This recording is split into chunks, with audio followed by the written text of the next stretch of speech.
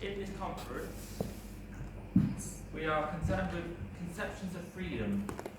Perhaps that may be religious freedom, personal freedom, the right to subscribe to one faith or another. Perhaps it may be whether God can be free in any meaningful sense. Perhaps it will be our concern with whether humans can be free to have autonomous will and volition. Now today I want to consider an argument that has a long and esteemed history, namely the argument that if God exists, humans cannot be free. They can have no free will or volition independent of God. If this theological fatalist argument is correct, then if God exists, all talk of human freedom is nonsensical. There can be no religious freedom. There can be no freedom of conscience. There can be no freedom of the will. Since all human acts are ultimately reducible to the will of providence. In what follows then, I want to explore three possible solutions to this problem of theological fatalism. That provided by John Duns Scotus, that provided by Thomas Aquinas, and that provided by the Jesuit theologian Louis de Molina. Now, given the broadness of this topic, this paper is going to be somewhat of a cursory walk-speed tour of a far broader project. So without further ado, in his 1970 classic, Nelson Pipe offered what is now the standard formulation of the ancient theological fatalist objection. Due to time constraints, I will not outline the argument here because it has a great number of premises. But fundamentally, it posits that if God is omniscient, he must in some sense know the future. And if he knows the future must be fixed in some sense, because if it wasn't fixed, it could be different and God could be mistaken, which obviously he can't. And since the future is fixed, that precludes the capacity of agents to act in a free manner. And that entails that agents cannot act other than they do in fact act. And this objection, which has found its roots in Aristotle, at the very least, greatly troubled Scotus, Aquinas, and Molina, and consequently they all took tremendous efforts to refute it. So what follows is really a cursory analysis of their solutions. First then to Scotus. As a preliminary point, it ought to be noticed that Scotus' view is somewhat unclear.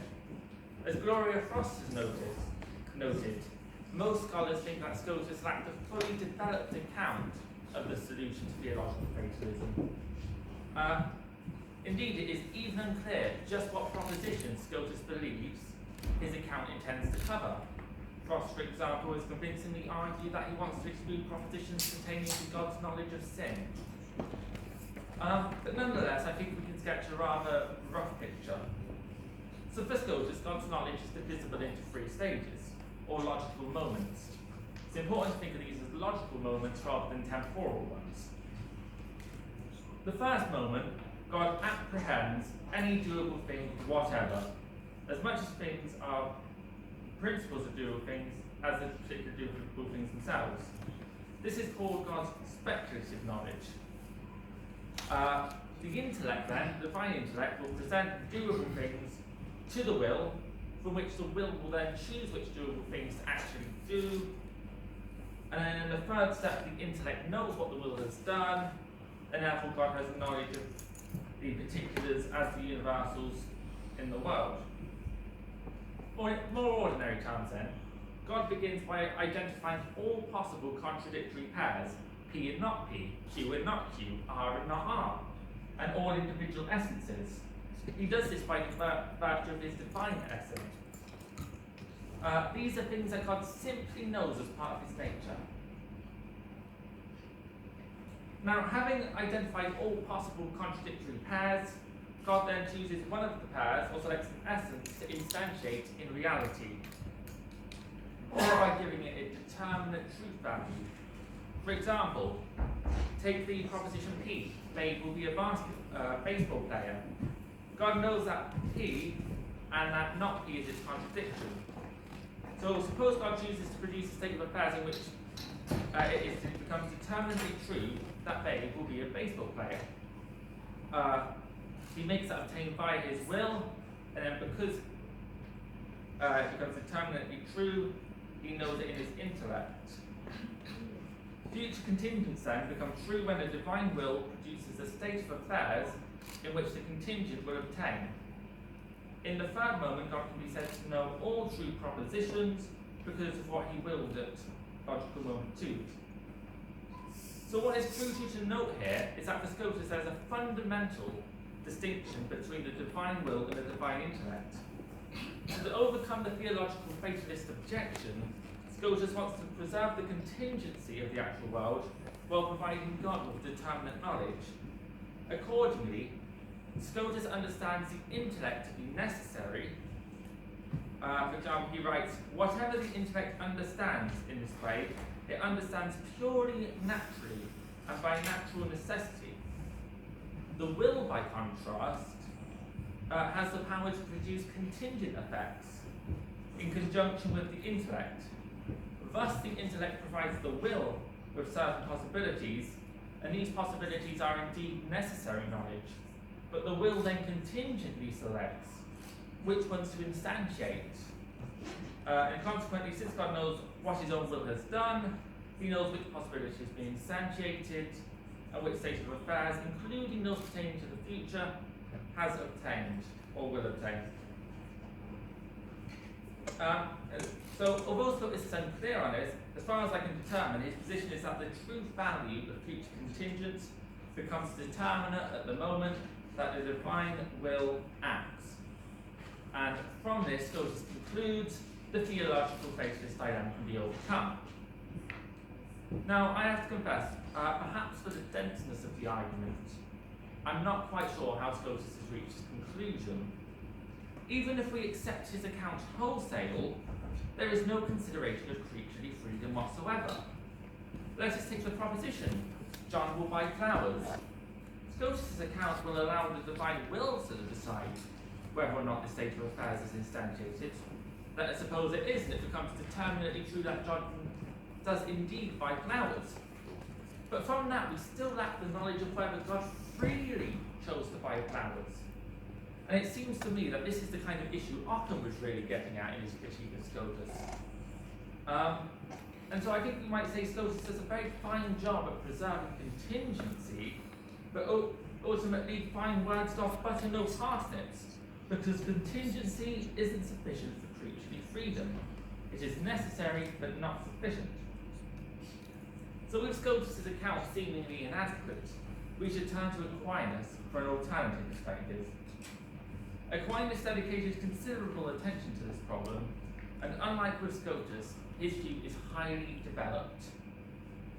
Particularly in his, he wrote on it as early as his commentary on Peter Lombard's sentences, and we find him writing on it as early as 3 weeks prior to his death from a tree-related injury.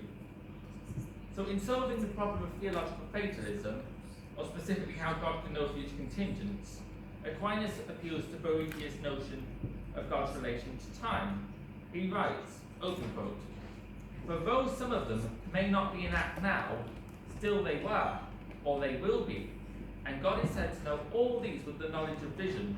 For since God's act of understanding, which is his being, is measured by eternity, and since eternity is without succession, comprehending all time, the present glance of God extends over all time, and to all things which exist in any time, as to objects present to him. But there are other things in God's power, all the creatures, which nevertheless are not, nor will be, nor were, and as regards these, he is said to have knowledge, not of vision, but of simple intelligence." Through an analysis of this passage and others, we can expound Aquinas' account. So for Aquinas, there are two modes of existence. On one hand, you have the eternal, on the other, you have the temporal. Humans have temporal, God has eternal mode of existence. Now, the eternal mode of existence is timeless, spaceless, without beginning, and eternal. On Aquinas' account, what humans experience as human succession as time as past, present, and future, it all presents itself to God as a single moment. He experiences all time as a single, simultaneous moment. There is no temporal succession in the eternal mode. Now, this has been equated by most commentators as a B theory of time, although harmonists dispute this. I'm not going to get into that presently, but it's an interesting consideration. But proceeding with this, for Aquinas, this divine vision, the fact that everything appears to him at once, is how he can know the future without compromising human freedom. After all, no one disputes that one can have knowledge of the present without the threat of determinism. Unlike with Scotus' account, God's foreknowledge isn't decided wholly by the state of affairs which God decrees to be true, but rather God knows the statement, John will buy flowers, when uttered in the temporal mode, because in the eternal mode, John is buying flowers. Now, I'm inclining myself to thinking that Aquinas successfully solves the theological fatalist dilemma. It attacks the fatalist problem by denying the temporal premises which the theological fatalist affirms, such as premise 6 in Pike's articulation.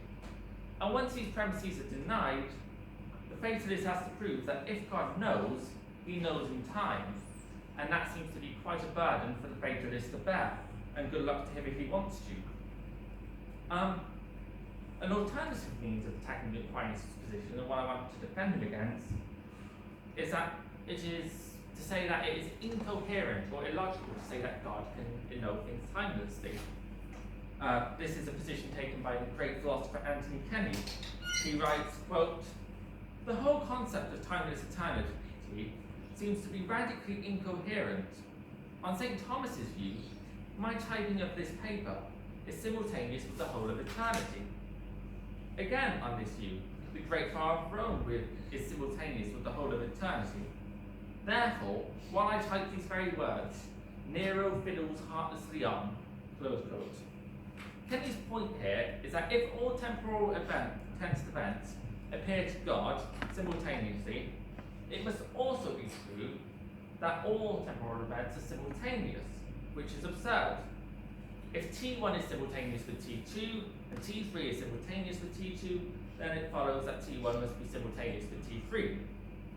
Now, the issue with Kenny's objection, as Brian Leftow and Edward Fazer have noted, is that Kenny is assuming some concept of temporality, since only if eternity were in time could it be simultaneous with some moment in time. But that's just what Aquinas is denying. The fact that T1, T2, and T3 all appear to God simultaneously as present does not entail that they are simultaneous with each other, because the eternal mode is timeless. In a timeless existence, you cannot have discrete moments in time being simultaneous, because there are no discrete moments in time at all. Thus, contrary to Kenny's worry, we need not be concerned that if Aquinas is correct, Nero is among us. And with that in mind, I think we can tentatively say that Aquinas provides a plausible account that preserves human freedom against the charge of theological fatalism. But suppose we don't want to accept Aquinas'. A third possible solution is that offered by Louis de Molina. And I will suggest that Molina's position is also sufficiently plausible to dispense with any fatalist worries. Molina, like Scotus and Aquinas, also divides God's knowledge into types and logical steps. He does this as follows. He says, first, God has knowledge of necessary truths. This is his natural knowledge. This is fairly uncontroversial. This is kind of knowledge where God knows 1 + 1 is 2. Or indeed, perhaps logical truths would fall into this kind of knowledge. Second, and this is really Molina's big and original contribution, is that God has what he calls scientia media, or middle knowledge, which is knowledge of counterfactual truths. For example, if God knows that Matthew is in Constanta in July 2019, God knows that if Matthew is in Constanta in July 2019, he would discuss theological fatalism. God knows that counterfactual truth. Now, Molina says God uses this knowledge of counterfactual truths to survey all possible worlds and chooses which one to actually actualize. And while this may sound like Scotus' view, Molina's introduction of middle knowledge serves an important purpose. While Scotus did not consider creaturely freedom, for Molina, God uses his middle knowledge to determine what each creature will freely do in any given situation. Subsequently, when God chooses which possible world to actualize, he knows what each creature would freely do in that world, because he knows what they would have done if put in that situation. And once they are in that situation, that knowledge becomes referred to as free knowledge by Molina. Now, the main objection to Molina's account is what Thomas Flint has termed the grounding objection, according to which counterfactuals involving future contingent propositions cannot have a truth value because there is nothing to ground truth. In this objection, the objector is essentially saying, what makes the counterfactual true? They then assert, in Flint's words, that, quote, neither God nor his free creatures cause counterfactuals of creaturely freedom to be true. The conclusion that seems to be forced upon us then is that nobody actually causes the counterfactuals in question to be true. Moreover, they assert, if counterfactuals are not true, or cannot have a truth value, middle knowledge and Molina's account collapses. So with such a strong charge, we had better deal with this objection to protect Molina's account. But with brevity in mind, I only want to consider two responses. The first response to be given is that by Alvin Plantinga. Plantinga argued that it is, quote, much clearer that some counterfactuals of freedom are at least possibly true than that the truth of propositions in general must be grounded, close quote. While this response has been almost universally overlooked by anti-Molinists, I think it quite credible. After all, why are we not solipsists? Because we intuitively find it more plausible that the external world exists. Likewise, with some counterfactuals, even if I can't prove why the proposition, if Jane is hungry, she will eat an apple, is possibly true, I can nonetheless be said to know that it is possibly true. It isn't sufficient for the anti-Molinist objection to merely state that there is no warrant for such counterfactuals. They must provide an account of proof which demonstrates demonstrates the impossibility of such subjunctive conditional truths. And to my knowledge, that hasn't been done. Secondly, one can respond by arguing that even if the grounding objector is correct, that counterfactuals require truth makers, which I would suggest is a questionable claim in itself, we can posit truth makers that provide grounding for the conditional.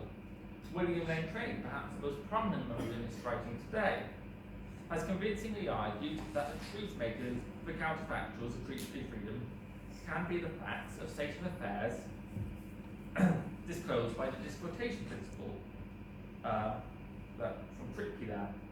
On Craig's account then, the counterfactual, if I were in Constanta, I would talk about fatalism, is grounded by the fact that if I were in Constanta, I would talk about fatalism. The fact grounds the counterfactual. In relation to God, Craig argues, quote, God's beliefs then count as truth makers for the propositions he believes, close quote. Now, while Craig's view is quite convincing, I'm not committed to it, nor to any specific account of truth-maker theory, but at the least it provides a promising account. And it seems to me that if we can at the very least provide plausible and promising accounts for grounding conditionals, we provide the objector with a bit of a challenge. Thus it seems to me that Molina's solution to theological fatalism is a plausible one, and in many ways can be seen as a synthesis of Scotus' and Aquinas' thought. Thus we have a second theory which I believe solves the theological fatalist dilemma. Now of course this presentation is a extremely condensed book, a broad topic, so I don't mean for this to be the final word. But the overarching point I hope to show is that there have been serious attempts to resolve the fatalist dilemma, and two such attempts are, in my view, successful. Now, if I'm right about that, and the theological fatalism evaporates, it follows that even if God exists, it is possible to have libertarian human freedom and autonomy. The implications of this fact are enormous, particularly for debates around religious doctrines. For if we are free, we assume greater moral responsibility, and that might well affect our soteriology, should we have one. It can inform debates about how, if God exists, how he engages with the world. Should we, like the Sunni Ash'arites, hold to an occurrentist view, an occasionalist view of divine action? Or should we, like St. Thomas, be concurrentists about God's action in the world? Moreover, if it is possible that for God to allow libertarian freedom, and he has allowed that, is that potentially an argument in favour of religious tolerance? These are but a few questions that the resolution of the theological fatalist dilemma impinges on, and I hope that in following years, philosophers and theologians, particularly systematic theologians who have widely rejected divine timelessness and Aquinas' solution, will further explore the relation between the solutions discussed in this paper and the important questions that it impinges upon. With that, I will thank you for listening and keeping tuned during this somewhat roller coaster guide through Scotus, Aquinas, and Molina, and welcome any questions you might have.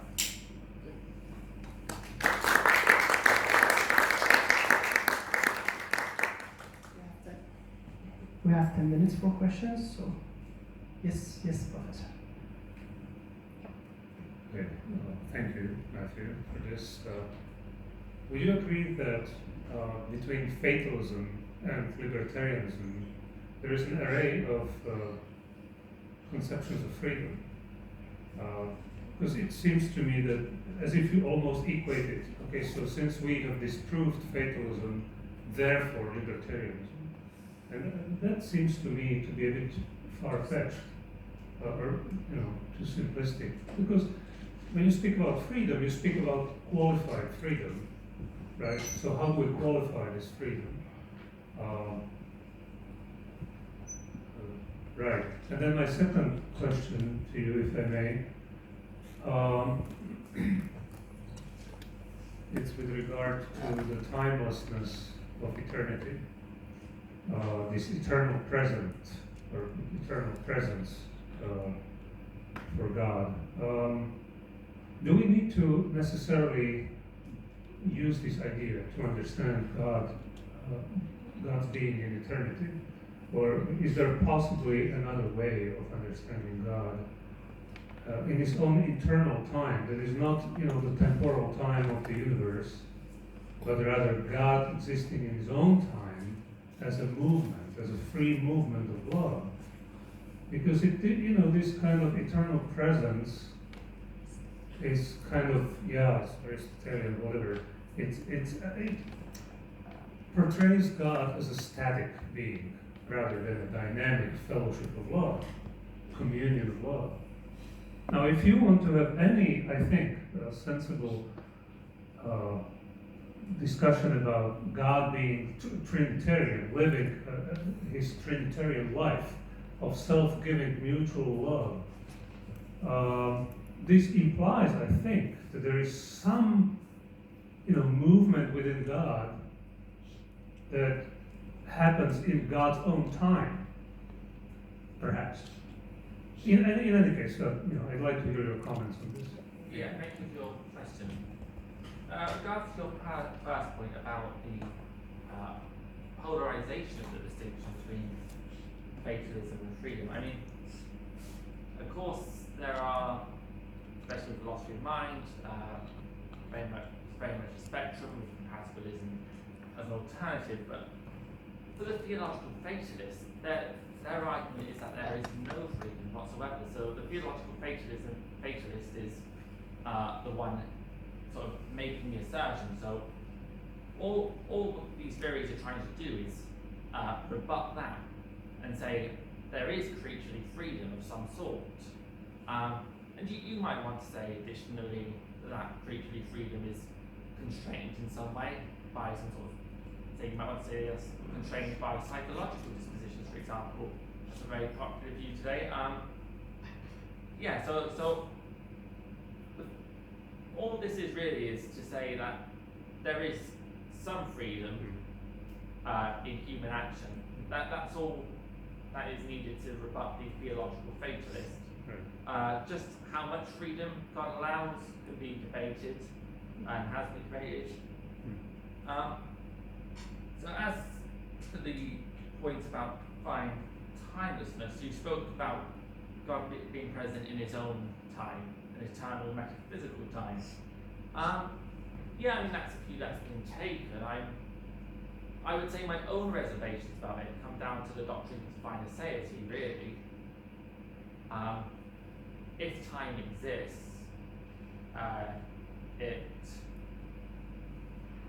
if you want to affirm that all things that exist, that came to exist, were created by God, then time must be posterior to God, and so it cannot be eternal with him.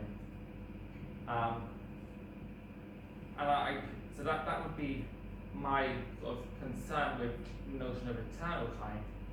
And then there's the issue of whether that timelessness results in God being static, and that this has long been one of the most sort of vehement theological critiques of the divine timelessness position.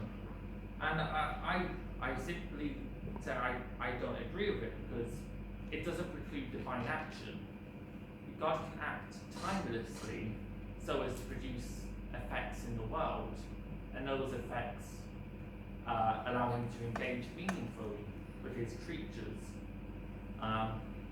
For example, with prayer, although we may pray in time, God can respond to that timelessly. As long as God is still responding to it, whether he responds to it inside of time or outside of time, seems irrelevant. The thing that makes the relationship is the fact that he's responding to it, that he's having that engagement with his creaturely creation. Yeah, but that's on the level of the economic Trinity. But I was more thinking about the immanent Trinity, God's life within himself, the relationship of the three persons. So I thought I would sort of preface my remark by saying I'm not a theologian, and these theological issues aren't really the issues I concern myself with. I'm more interested in sort of the philosophical problem. But there have been efforts, particularly by Thomas Flint, to break these things down.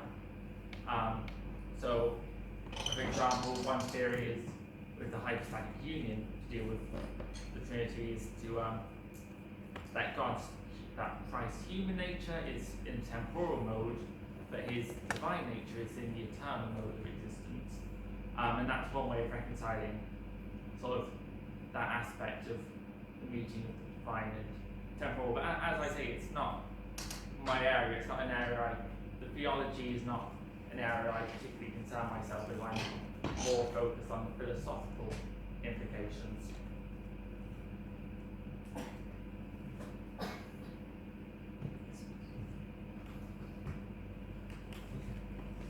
Maybe this is a little more fun.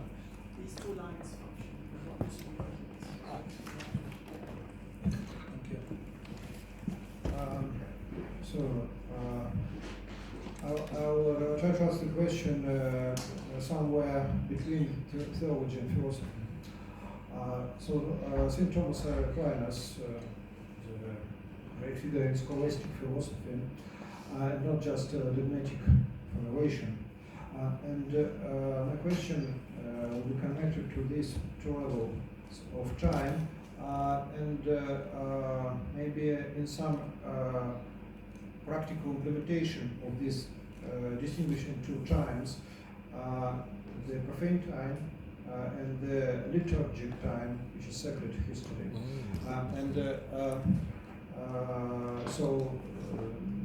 the idea that during the liturgy we are not just doing something or just participating in something that is happening right now, but we are participating into something which is in the sacred history, which belongs to eternity.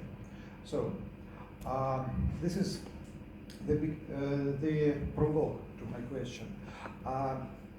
When I first met the Old Testament in my life, not as a child, of course, when I was a little bit thinking being, so I decided, or decided for myself that the God of Old Testament, the God is the law. The God of New Testament, the God is love. So that's how I felt the difference between the God as it's given by the Old Testament and the God that is given by the New Testament. And this New Testament, where the God is love, finally brought me the revelation of St. John with these apocalyptic visions, with judging and punishing God. And this God resembles me more the God of Old Testament and the God which is love from the New Testament. And some years afterwards, I come to the concept of the agony of Jesus on the cross. First, I thought of this as the agony that lasted for several hours. But then when I come across the idea of the liturgic time and sacred history, I come to the concept that this agony prolongs in eternity. This, in my case, this changes the rationalization. I'm not speaking about the belief, the dogmatic beliefs. I'm speaking about my human rationalization of what is said to me. If Jesus is in agony, in eternity, until there is at least one man who sins, then it changes the perspective for me, it changes the picture, and it, maybe it, I'm not speaking about does the God have a right to judge and punish the sinners. Yes, but maybe it explains that the God is love, acts in this case, in the case of judging and punishing, is not just love anymore. So, do you think that this putting the moments of the history of Jesus Christ into eternity, it changes maybe even our responsibility before the God? So this is my question. Thank you.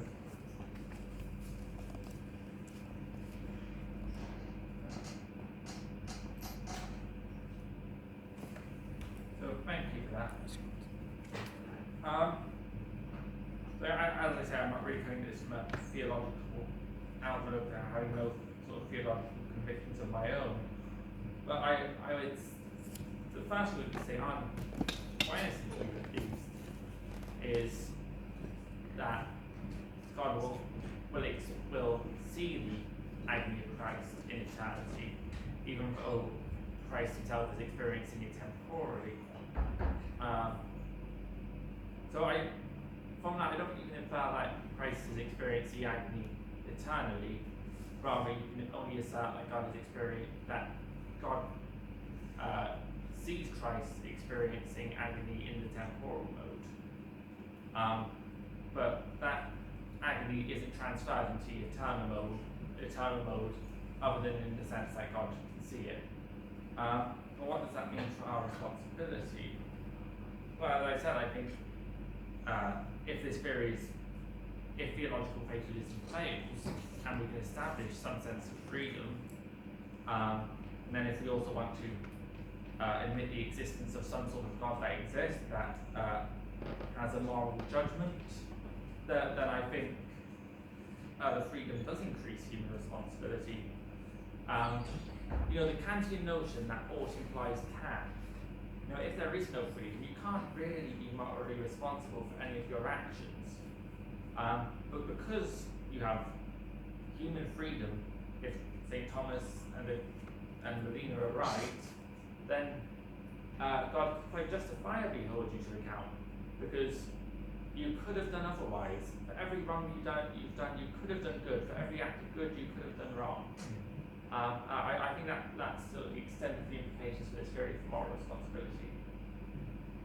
Thank you. Last question, yes, please. Hello, I would like to congratulate you for your beautiful presentation. What came to my mind is that about omniscience.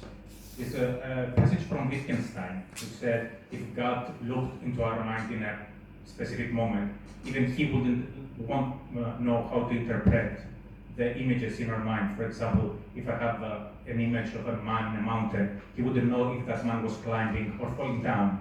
So my question is, we saw and you explained how Scotus or Aquinas tried to bridge this problem with fatalism between God's omniscience and human freedom. Were there any attempts to bridge that same problem, not by bypassing the temporal and the eternal nature of God, but redefining the omniscience of God to try to make some new definition of how God knows all things? Thank you very much. Yeah, certainly there have been some very elaborate attempts to redefine omniscience.